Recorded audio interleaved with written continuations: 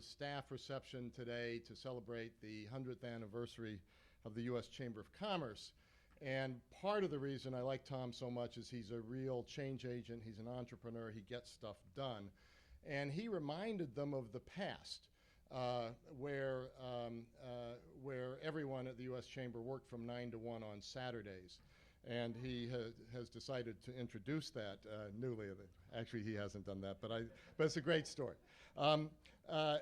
Thank you for joining us here for a discussion with a person I consider one of the most important business figures in the United States, and I would say the world.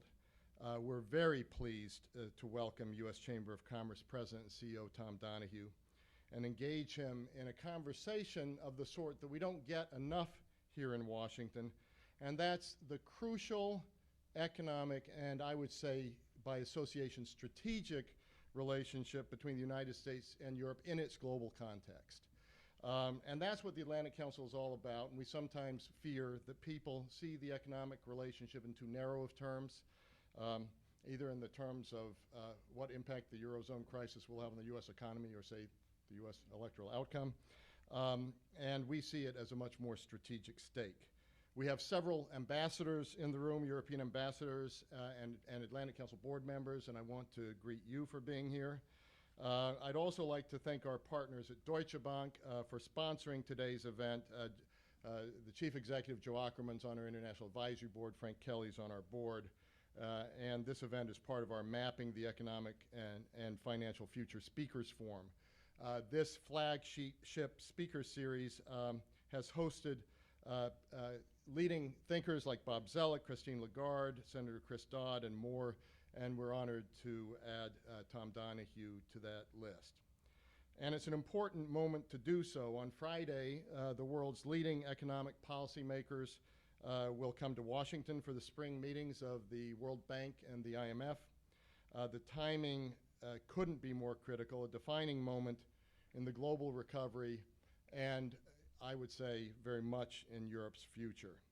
The IMF's chief economist yesterday said of Europe, quote, an uneasy calm remains. I would put uneasy in capital letters and calm in smaller letters.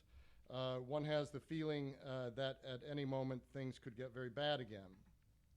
The combination of fragile economic recovery and political upheaval amidst escalating global threats has put Atlanticism at risk. But we think at the Atlantic Council that Atlanticism is crucial as we experience the most dramatic shifts of economic and political influence since the 18th century.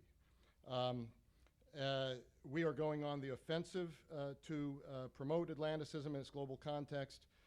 Political and strategic mistakes now could seriously damage the future of the transatlantic economy and therefore a stable global economy and the West's position of global leadership. And a return to robust economic growth is central to building political unity. So today we have brought one of the top growth strategists in the United States to the Atlantic Council to advance this discussion and to demonstrate the mutual commitment of the Atlantic Council and the U.S. Chamber of Commerce to the transatlantic partnership. As you all know, Tom has been President and Chief Executive Officer of the Chamber since 1997. He has aggressively advanced a competitiveness agenda that includes an effort to double U.S. exports in 5 years, strengthen capital markets, forge a national energy strategy, reform health care and education, and protect international property rights. Under his tenure, the Chamber has emerged as one of the most influential political and lobbying powerhouses of the U.S. The New York Times was prompted to write, quote, that through Mr. Donohue's efforts, the Chamber has become the most visible and effective business lobby in the country. Donohue has revitalized this America's largest and oldest business federation, greatly expanding its membership, tripling its budget, and incidentally, as I said, 100th anniversary this year, just as the Atlantic Council is celebrating only 50. Before taking the helm at the Chamber of Commerce, he headed the American Truckers Association.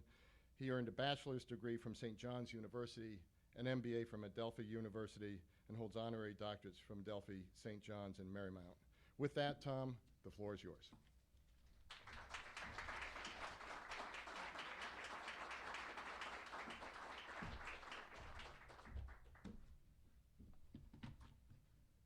thank you very much, Fred, and good afternoon, ladies and gentlemen. The room has filled itself, and greetings to the people that went to the wrong place, because normally the events are held at the council. And Fred, the Atlantic Council has grown tremendously in size and stature under your leadership. You, your staff, and supporters deserve a lot of credit for your excellent work on behalf of the most significant commercial, political, and security relationship on Earth, if anybody wonders where I am on the subject.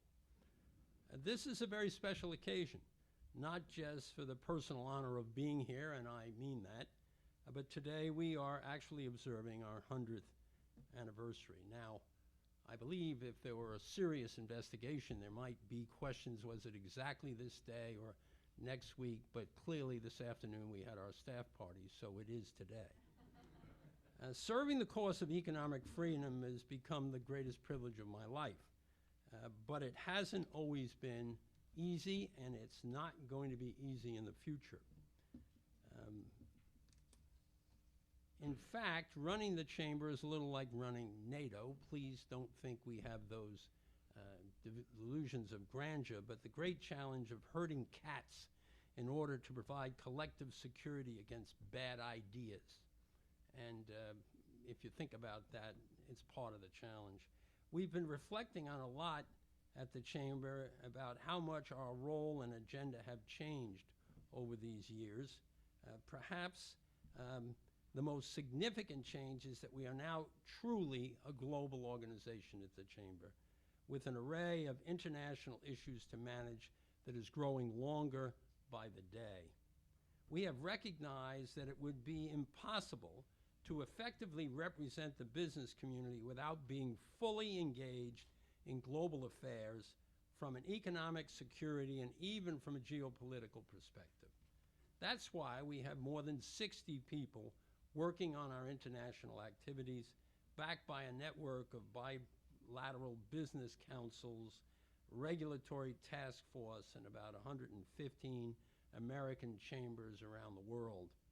We also manage the Center for International Private Enterprise, an important program of the National Endowment for Democracy.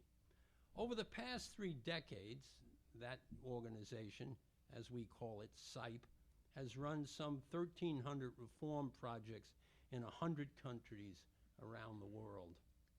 So I'm very pleased to spend some time here today with this prestigious organization on such an important occasion for the Chamber. We're also gathering on the eve of pivotal meetings, as Fred indicated. The IMF and the World Bank will hold their spring meetings soon, followed by the G8, the G20, and NATO over the next 2 months. That's quite a lineup, and it's a great opportunity for organizations like the Chamber and the Council to advance our messages and our ideas. So what I'd like to do for the next few minutes is to make some observations about the transatlantic relationship and propose for your consideration and our discussion here what I believe the relationship needs to do going forward. As I prepared for this event, I thought about this series, Mapping an Economic and Financial Future, and the fact that the Atlantic Council runs a global business and economics program.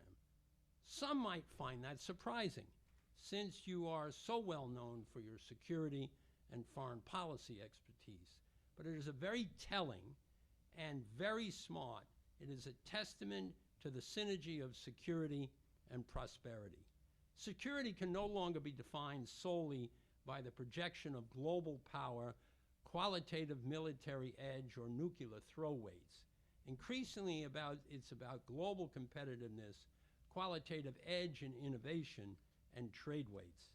And that's not just the observation of business leaders and foreign policy experts. Our military leaders have come to believe it as well. We need prosperity to pay for security. Without security, we can't have prosperity. The transatlantic community has always exemplified this interconnection between security and economy, and it is critical that our policymakers understand this fundamental reality more than ever before. There is another reality worth underscoring, especially in light of all the recent talk about the so-called pivot to the Pacific. The transatlantic partnership is by far the largest commercial relationship in the world. It exceeds $5 trillion when you count trade, investment, and sales by foreign affiliates of their companies. Directly and indirectly, we account for millions of jobs in each other's economy.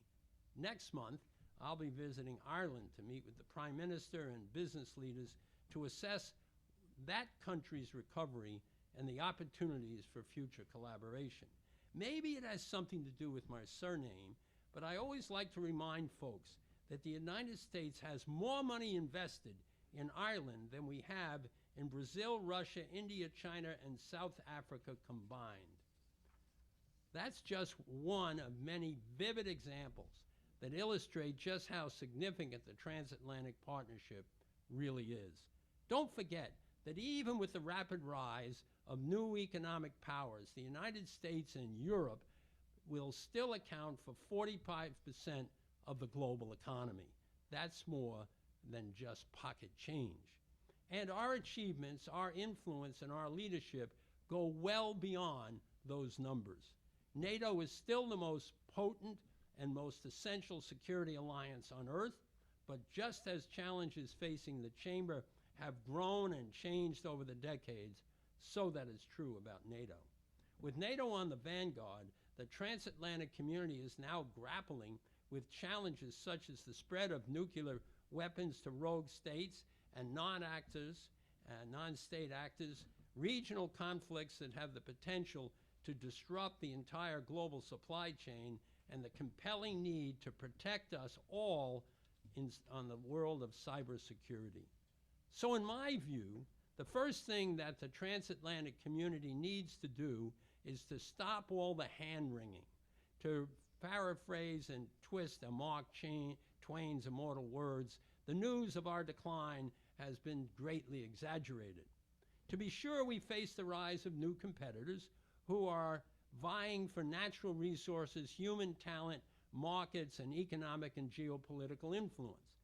Within our borders, we face major demographic shift that make elevating productivity, hardening and demand difficult, and reforms in popular government programs a real challenge.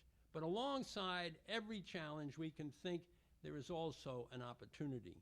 The rise of hundreds of millions of people out of poverty means huge new markets for our goods, our services, our technologies, and I would suggest our ideas.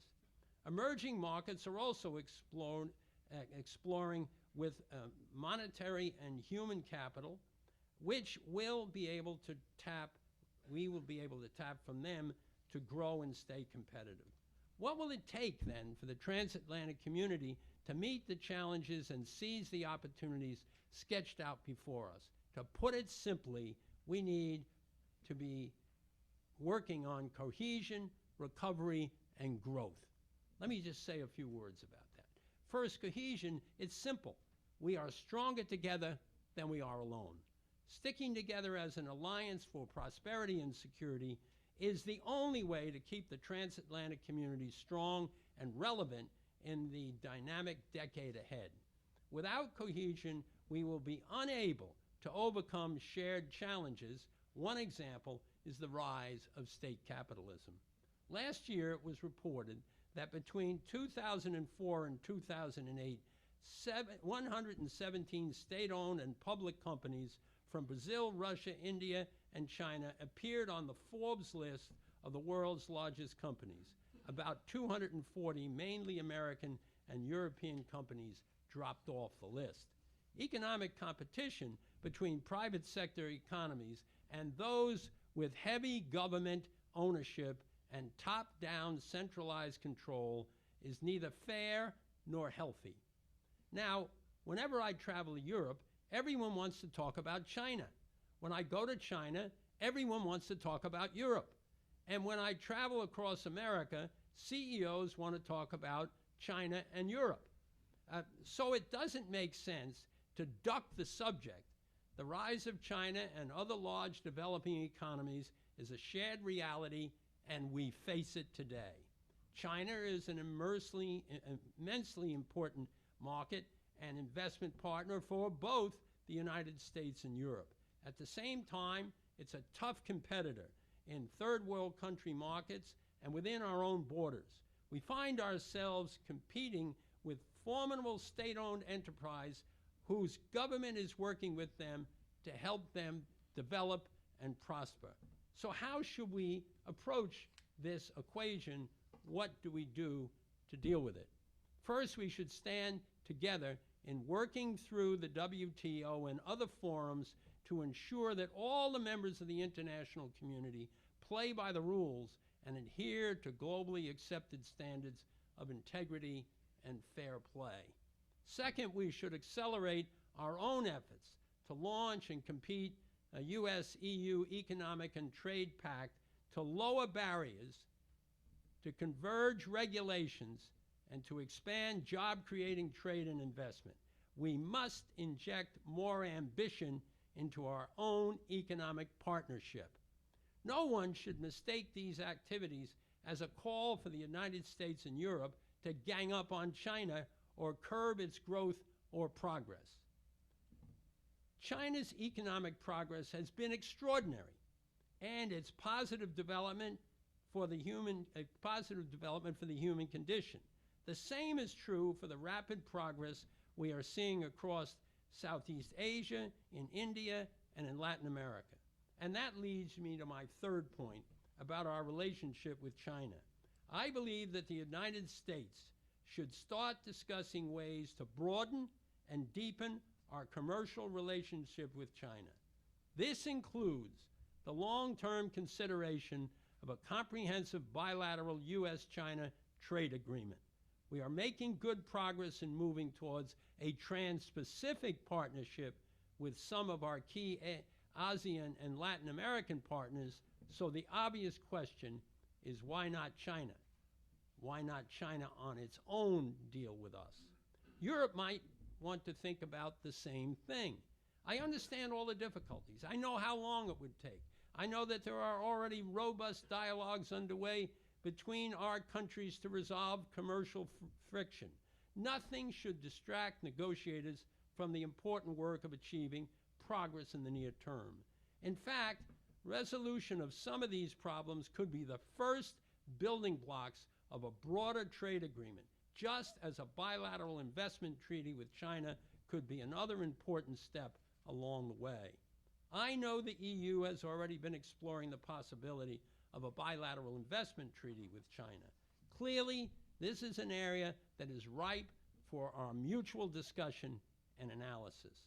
There are many other topics to address together, such as the rampant theft of intellectual property, the need to protect data privacy while keeping the internet open and free, ensuring that the new rules governing the financial system work seamlessly across borders, and that they encourage rather than smother capital formation and job creation, and finding common approaches to what could emerge as one of the greatest economic and security challenges of the century, which is cybersecurity. And as we seek greater cohesion and do more things globally together, it is important that we take a more expansive view of the transatlantic community itself. Russia is joining the WTO, a positive development that will help deal with the broader complexities of our relationships with them after, by the way, we go up on the hill and do what we have to do so we can participate in it. Turkey offers huge opportunities for both the United States and the EU and serves as an important bridge to the Mideast and North Africa. In many ways, Canada is teaching all of us a lesson on how to fix an economy and make it more competitive and with prudent tax spending, entitlement, and energy reforms. Now let me turn very quickly to the matter of economic recovery. The United States is stuck in the weakest recovery since the Great Depression. Europe is in or teetering on the edge of a new recession. Unemployment across the Atlantic has reached crisis levels in many places, especially amongst young people. For months, the Chamber's been advocating a clear and practical plan to boost our own economies. We are making some progress, but not enough. In the case you haven't noticed, our politicians have a few other things on their minds right now. In Europe, the process has been cumbersome and the progress halting, but overall, countries and institutions have stepped up to prevent national defaults that could cascade towards a breakup of the Eurozone.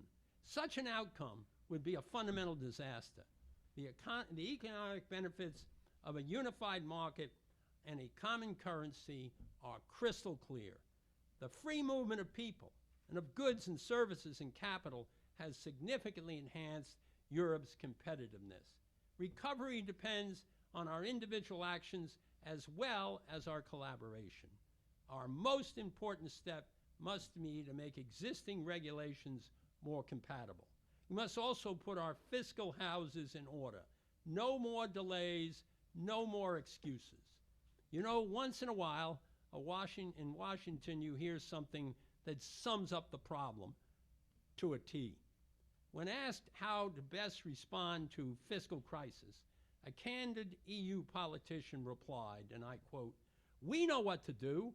We just don't know how to get reelected after doing it," end quote. He could have been speaking from Capitol Hill or the White House just as easily. Finally, I'd like to highlight the imperative of economic growth. Growth will not solve all of our problems, but without growth, we won't be able to solve any of them. Today's growth debate in Europe is welcome, but it is wrongly centered on government spending. How much government austerity is enough? How much is too much? In fact, genuine sustainable job-creating growth must come from the private sector and not from the more public spending, taxes, and debt. That means opening markets, weeding out unnecessary regulations, reforming taxes, training and expanding our workforce through better education and immigration, and letting the marketplace, rather than the government, pick the winners and the losers. That brings me back to the Chamber's proposal for a US-EU economic trade pact. It's time to get moving on this bold idea.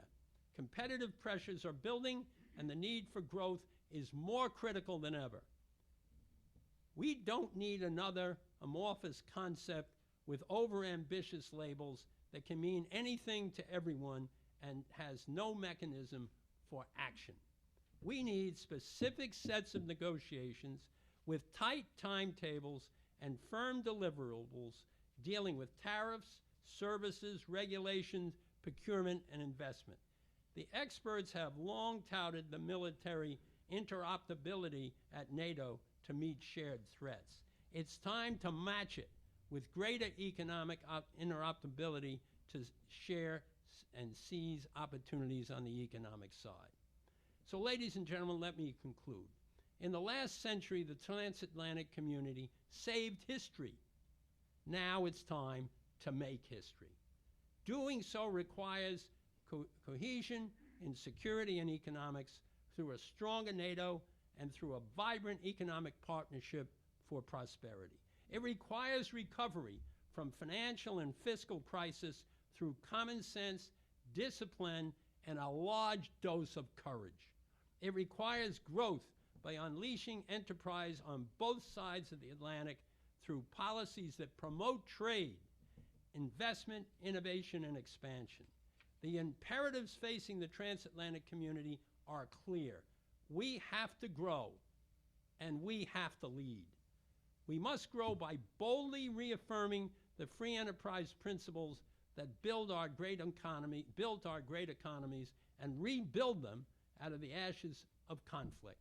And we must lead not only through our considerable military and diplomatic influence, but we must also lead by the examples that we set.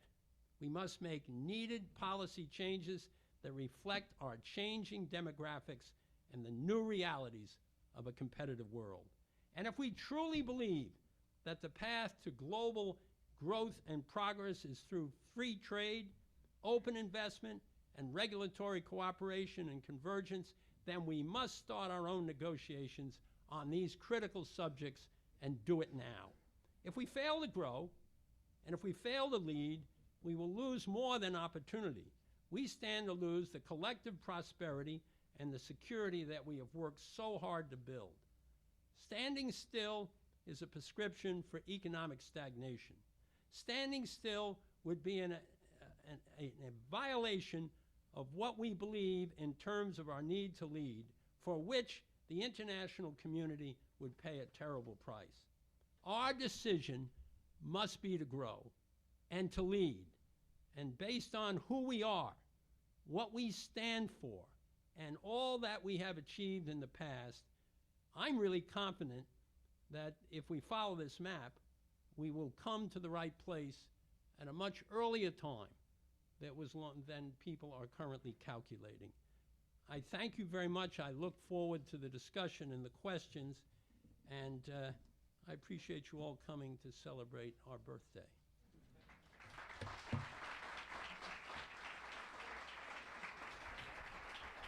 Tom, for that, I think, important speech. And it's an important speech because it's not just cheerleading for the transatlantic community, which, you know, in a way is the mandate of the Atlantic Council. It's really underscoring the importance of it for the free world, the global context with China. And so I think you've raised a lot of issues. There's laid out a bit of a battle plan, and I'm just going to ask one or two questions to drill down a little deeper and then turn right to the audience. On the U.S. and EU Economic and Trade Pact, and Peter Rashish has also written about this in the Wall Street Journal, you know, the good work that you're doing in Brussels on this as well with Peter Chase, and I mean, you're really pushing this. But you know how things get done in Washington or not get done. You've pushed things through, you've failed in pushing certain things through. What stands in the way of this politically, and therefore what needs to get done to make this a reality? I think there are a series of bureaucratic issues that first stand in the way of it, and that is, if you look how the EU has organized itself, they have a good deal of process to go through before we could even talk to each other under the standard procedure about a new arrangement. Remember, we talked about in the beginning, we said maybe we could just have a free, no tariffs on manufactured goods. And by the way, I talked to lots of leaders of countries about that, and their first reaction is, well, you know, and they're thinking about this company or this industry. But after a while, when they figured out that you could get a $180 billion annual increase in the GDP between the two countries, all of a sudden, they're thinking about it. And then as it became more and more evident that for the EU to stay out of the can, to get enough growth to begin to put people to work, they got really interested in it. Then the trade guys, and I have great respect for the trade guys, they came back with, well, we couldn't just negotiate one thing because the people on services or the people in finance or the people in procurement, they all should have their deal. So then we said, okay, but how about if we took those 5 things and we let them start, but they didn't have to wait for each other. We could get 1 or 2 of them done. I mean, this is a simple, complex issue. Simple that if we can get it moving, we'll deal with all this bureaucracy. Complex, if all we do is talk about it and think about all the reasons it wouldn't work, we're not going to get there. And by the way, I haven't even mentioned the White House and the Trade Office.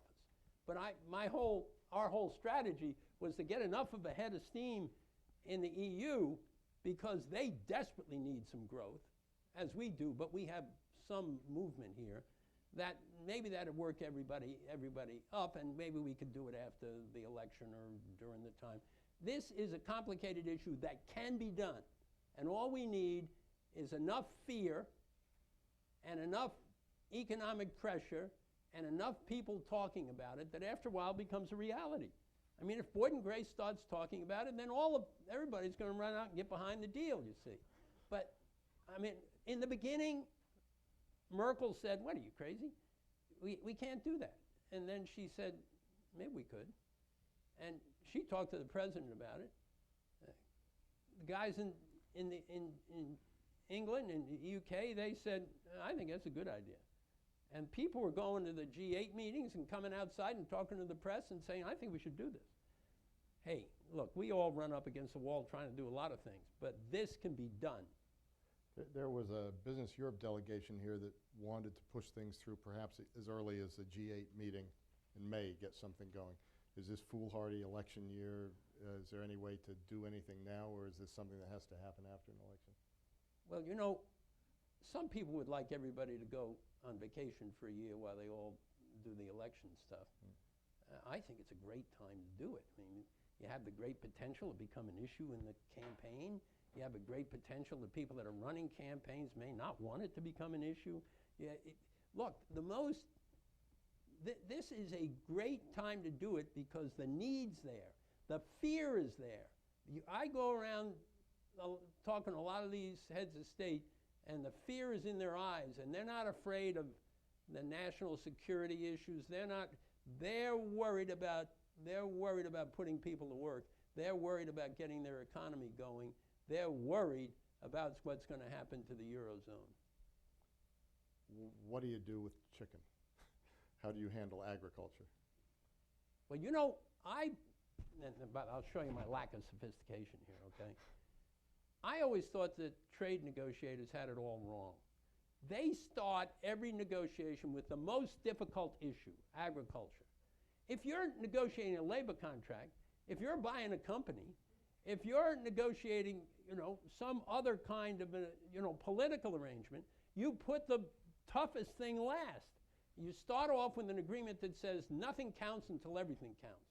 And then you get agreement on all of these points, and everybody around the room is getting their thing done. And then you come to the end and you have, whether it's agriculture or whatever it is, and the people say, well, we can't do that. And then everybody in the room says, wait a minute, we all got our deal worked out. So I think it's a backwards way to do it. I don't know that we could change it, but I think we could shake up the trade guys, and I think that's a good idea. On Europe, and maybe reflect a little bit on your conversations with business leaders, there seems to be some tension between those who say, well, the biggest concern is deficits, debt, we need austerity, and those who say we need growth. Where do you come down on this? Where does business come down on this? And clearly it's a different picture in the U.S., but they're similar arguments, and it's a bit more of an urgent question right now in Europe. Well, I think just 3 sentences. First of all, if you don't grow, you die. And on the other hand, if you don't control your expenditures, I mean, you look at the United States, we have all kinds of things going on. You could blame everything for our deficit, but it's one thing. It's Medicare and Medicaid, and that's where all the money is. And it's guys like me are the problem. I'm supposed to be dead a long time ago. Under the numbers, when we went to Social Security, the average death age was 62. When we set up Medicare and Medicaid for men, the average death age was 67 or something. Well, you know, we're all living for much longer, and there's no cash in the middle. Those things could be fixed on a long-term curve without a lot of serious thing. But when you have the AARP spending millions of dollars a week going around, we won't touch one thing. Well, we won't touch one thing, and one of these days we're going to be in the same place as others that wish they had. So look, the bottom line is you got to grow, you've got to do serious control, and all the people that are talking, there have been a lot of studies in the last weeks that you can't so screw down the expenditure that you can't facilitate growth. But the bottom line is you can't get out of this, you can't fix this if you think that the government's going to be the people that create jobs.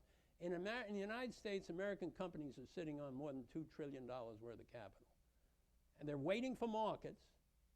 They're waiting for some reality about the costs on health care, on Dodd-Frank, on environmental costs, on labor costs. And so you don't have to spend any money to get rationalization of those issues. You don't have to spend any money to clear the table so the private sector can spend money and hire people. Governments often think the way they're going to make everybody happy is spend money. And you get to a point you can't spend any more money. It gets to a point you have to drive growth. And I'm sure this argument will go on forever, but you can't take me anywhere and show me where long-term jobs, long-term growth come from government investments. Let's make it specific. You're sitting with Chancellor Merkel. What do you tell her about the implementation of the plan that's currently in place for Europe? Do you say, looks good to me, that's fine? Or do you say, my God, you're going to kill the South and you're going to push them into a much deeper hole?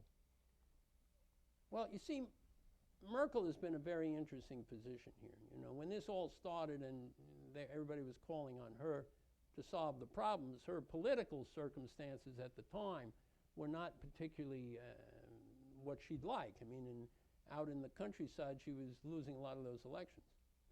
But she played it pretty smart, got other people engaged, and then all of a sudden the Germans figured out the reality.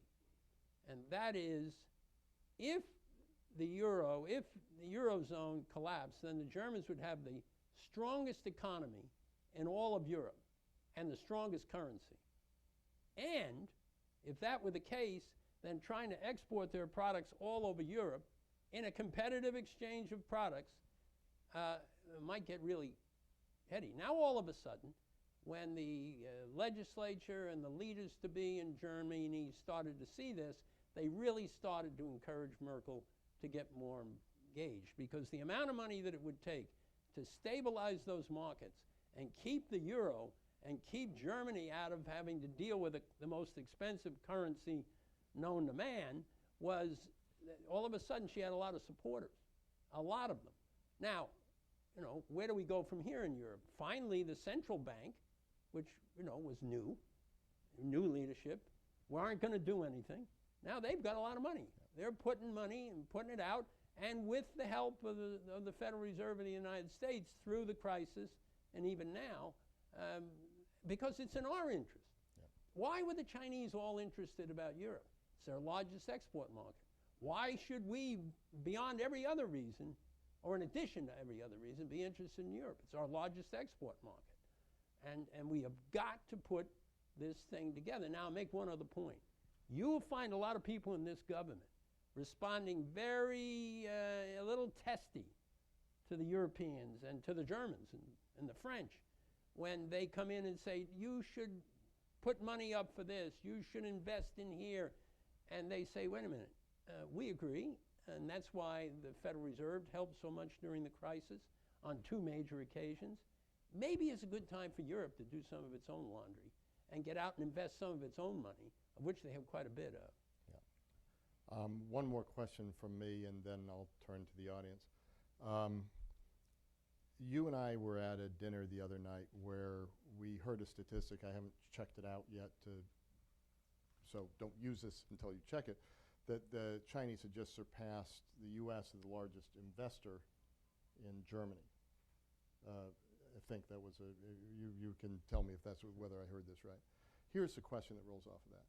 You were talking about what the U.S. should do toward China. You were talking about what Europe was doing toward China, but you didn't really talk about what the U.S. and Europe should do together toward China. We've set up, we now have 9 programs and centers at the Atlantic Council. We have an Africa Center, a Middle East Center. We have a big Asia project in our Scowcroft Center. We are working these global issues because we think the transatlantic community has to work together on them. It's easy to say, but then what do you do? Would we all be doing better with China if the U.S. and Europe went together instead of competing against each other on IP issues, on all sorts of issues? What is your feeling about that, or is that just unmanageable? I'd think about that for a second, but I would make a point of what I've been hearing.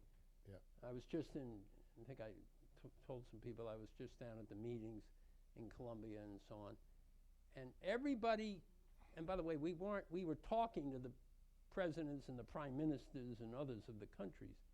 Everybody would tell us how the Chinese were getting involved and buying into some of their natural resources and wanting to buy companies, and then they all had the second thing. But you guys have to stay. You've got to expand more. We can't, the whole place is not for sale. We need to build a balanced issue. And I said, well, what does that mean? And I said, whatever they do, you have to do. And I said, oh, that's very interesting. But I saw, no, but I saw a very important place to hang our hat. And that is everybody's interested in China as a market. Everybody's interested in China as a source of additional capital. But everybody's concerned that we watch China over time and see how they behave. And the best way to do that is, according to what they're saying, and by the way, I'd tell this Chinese, they're sitting right here. In fact, I already have told them. And, you know, everybody says, this is better if you guys are together. You know, if you're here, here we are with the Europeans, or we're in the Americas, and we're going to do this, and we want you here too, because balance really counts. And then you could spend a day and a half talking about the TPP and how that should go. Since you mentioned that, is what you're talking about toward Europe basically TEP? Is it the TPP but for Europe? Is it the same sort of thing? Is that? Oh, we've got more abbreviations and more ideas. But I think, you know, for America, we have sat on the sidelines for a long time while everybody's making trade deals. Now, we've done a lot of business anyway. But when you look at the number of all the trade deals around the world, what do we got? 17 of them, and everybody else has hundreds of them. Now, we have real trading deals because we got more lawyers than everybody else. But this is an issue that we have got to face up to. And, you know, I want to tell you why we got those free trade agreements done that were around for 5.5 years. First of all, and we told everybody when the EU made a deal with Korea and when Canada made a deal with Colombia, that there was going to be a serious loss of jobs, you know, 350,000, 400,000 jobs. Of course, the White House had their own reasons not to move ahead. And then all of a sudden, the deals got going. And even before they were all finalized, the loss started because the market started shifting. The second thing is we got a guy, John Murphy, most of you know him. He came up with the greatest deal I've ever seen. He got us a computer program, and we'd go in and see the congressman. We'd say, and you know, somebody didn't like trade because he'd been talking to the unions or something. And we said, the public service unions, you believe that. So we'd open up our little computer and we'd say, hey, here are the 487 companies from your district that are trading all around the world. And here's how much they're making money trading. Oh, what are you kidding? And we say, hey, call one of them up. And then all of a sudden we got snookered a little because everybody wanted the list. Little did I know they wanted the list so they go fundraise these guys. But the bottom line is necessity is what's going to drive these decisions. Yeah.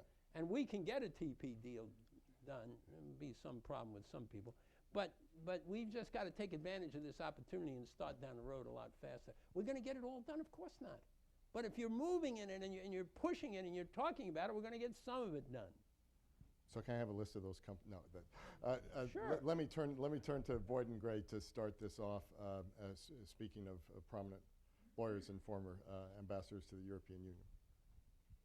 One of the impediments, political impediments, is sort of a bureaucratic turf thing here in Washington I encountered when I was in Europe, which is that I always had to play second fiddle to NATO. NATO got all the attention from the White House, from the State Department. It was theology in Rick Burke's State Department that NATO was the exclusive bedrock of the relationship with Europe. So my question to you is, don't we need to give economics a similar parallel platform? Don't we need an economic NATO? Isn't that what you're calling for, in effect, is an economic NATO? I would either, because of my deep respect for your judgment on things, I would either accept that or I would say that NATO can't be what it was if it doesn't have a strong economic base. And if you want to know who's most worried right now about what's going to happen to these two economies, it's the people that are running NATO. Yeah. We're playing with this Boyd and Gray idea because I think it has some merit to it, and the only question is how do you set it up so it's effective and doesn't become another bureaucracy that doesn't necessarily achieve the ends that you want to get. But I think this, but we like the idea a lot. Please. you can identify yourself too, and as you ask your question. I'd just like to support that very strongly. When my wife and I lived in Brussels for 4 years, and Boyden used to practice law with her, we had parties in which our small home, we were nobody special, but we had the only place in Brussels where the mid-level officials of the European Union and the NATO, the U.S. people dealing with NATO, dealt with the U.S. people dealing with the European Union. They didn't talk to each other. The two embassies didn't talk to each other. Well, when American the cash embassy gets short, the talk dealing will with get long. NATO and the American embassy dealing with the European Union, they did not talk to each other. So I will just, if anybody wants to comment on that, by all means. No, I mean, look, we have spent a lot of time over a long period of time, both in Europe here, is having a separate role for the military and a separate role for the civilians for the protection of our ideals and the fact that we didn't want the military running everything that went on. And so there was a natural separation.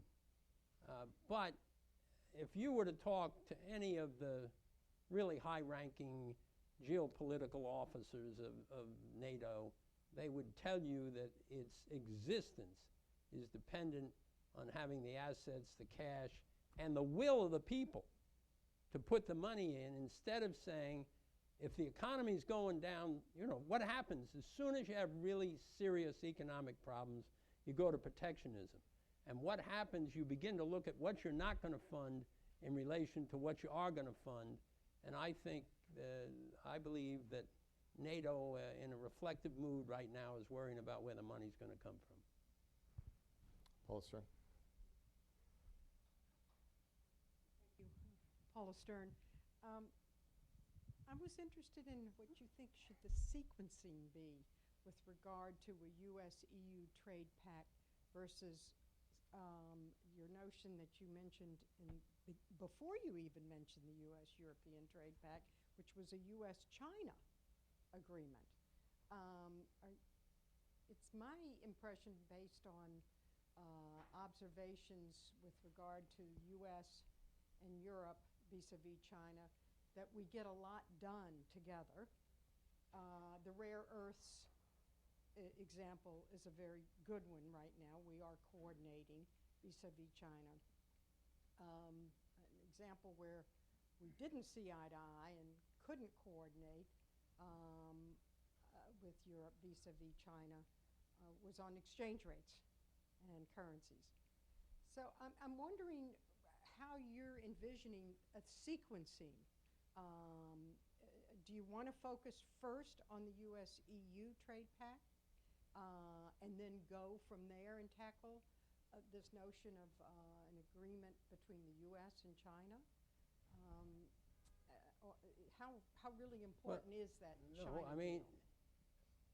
I believe you could do a U.S.-EU series of trade agreements that might eventually lead to a free trade agreement. But I think you could do a thing on investments. I think you could do something on the movement of manufactured goods. I think you could do a lot of things before you could ever get the China deal done. My view about conversation on the China matter is that we all, you know, we have this, the Chamber has this track 2 deal ongoing with the Chinese, where CEOs from both countries and former government officials, recently former government officials from both countries, are having these 2 meetings a year. I mean, the first one was a joke because everybody showed up with their, you know, travel posters and spoke from long tomes that they had written, and we stopped all that. But if we had the backdrop of what we were going to try and do over a long period of time, is begin the discussions on how we would have a trade agreement between, let's say, the U.S. and China, and what were the issues, and how would we discuss that, and how would we put those discussions together. I think in the long run it would give it some discipline.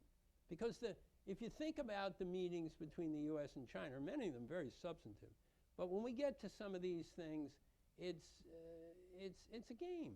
It's a board game of how you move from here to there and what are you going to say, why everybody's, and it's very important to us. Our exports to China are exploding. They're up massive amounts over the last couple of years. And by the way, you talked about the currency deal.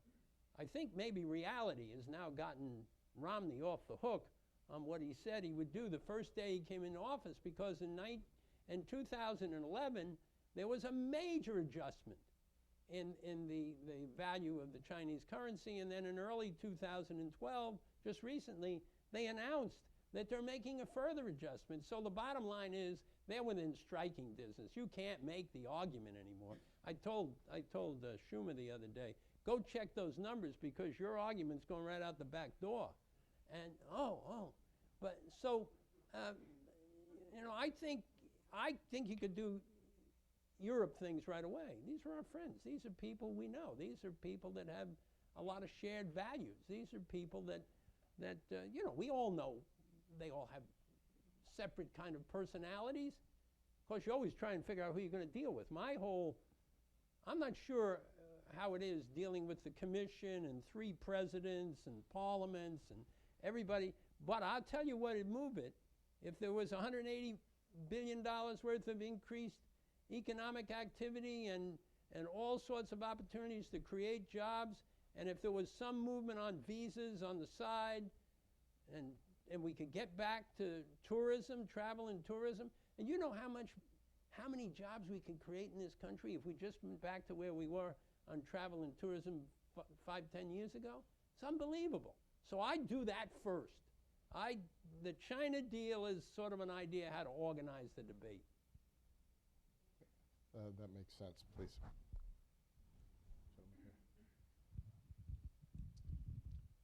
Yes, thanks, Fred. Rob Colorina, AIC Investments. The question relates literally to Greece. I think this database that you have put together, and I think you all touch, I think it's 3 million or so companies. Do you have sort of the infrastructure to, you have many of those multinationals, but you also have SMEs.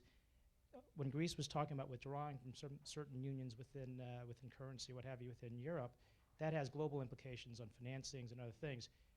What do you all do, or what can you share that organizes sort of sensitive and sensible messages towards that type of movement? Well, I think when everybody's talking about Greece, there were a whole lot of catalytic issues that made people decide to do what they did. And you know, the banks all went and took a look at how many of those bonds they owned. People thought about contagion, although I think if you want to pick one place where you could organize a structure and limit contagion, it's right there. But what they worried about? They worried about Italy. They were worrying about Portugal. They were worrying about Spain. My own view, by the way, and we can talk about that, I wouldn't worry about Italy. I might worry about the other guys, but not about them. They got more money, you know what to do with. They just have to pay their taxes. Well, you know, most of the public companies out there pay their taxes outside of Italy. But that's another story. I mean, the whole deal is all of the decisions that were made by the companies, by the countries, by the banks and everything had a whole lot to do with who owned a lot of this and what do we do to keep the currency union together because of all the implications I talked about of what would happen if you broke it apart. I would think, you know, if you had my view, it's really important to keep it together. I'm not an expert on the rest of your question, and so ask my son. They're friends. I'm going as much as I can in the order I'm seeing people. Fran Burwell.